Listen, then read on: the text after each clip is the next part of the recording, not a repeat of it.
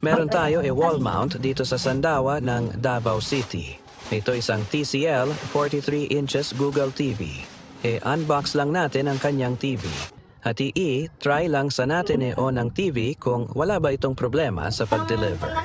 After natin ma-on ang TV, lapag lang natin sa kanyang bed. At ilagay ang frame doon sa likod ng TV at lagyan ng mga bolt at higpitan gamit ang star screw. After natin mahigpitan ang bracket, ilagay na natin ang wall bracket holder doon sa frame na nilagay natin sa TV para ma-measure natin ang tamang sukat doon sa wall. Measure lang natin ang height ng TV at distance ng top ng bracket to wall bracket. At distance ng bracket to center ng TV. Kasi sa bintana ito ilgay ang TV ni ma'am. At i-ask lang natin si ma'am kung ano height ang gusto nila doon sa wall. Ang gusto niya, ibabaw lang ng kaunti sa kanyang PC. Lagyan na natin ito ng marking at guide para sa ating pag-drill at bubutasan na natin ito after natin malagyan ng guide. Gagamit lang tayo ng plastic bag pang salod ng alikabok para di madumihan ang kanyang PC. At after natin mag-drill, lagyan na natin ito ng plastic tocks. Gagamit lang tayo martilyo para pang pokpok dun sa wall.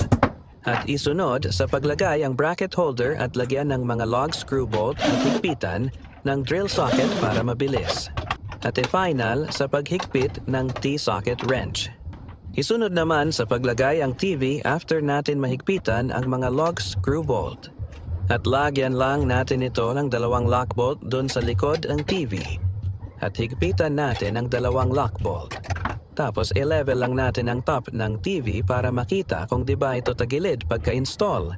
At i-on lang natin ang TV para makita na good condition siya bago tayo umalis. Maraming salamat po sa gusto magpa-TV wall mount within Davao City area. Maaari ninyo lang kami makontak sa aming personal account, Azumi Princess, or sa aming page TV Bracket Davao. At pwede din ninyo i-visit ang aking personal group TV Bracket Davao. Nandun lang po lahat ang aming actual installation at meron din kami YouTube channel Crisaldi Cortez. Thank you.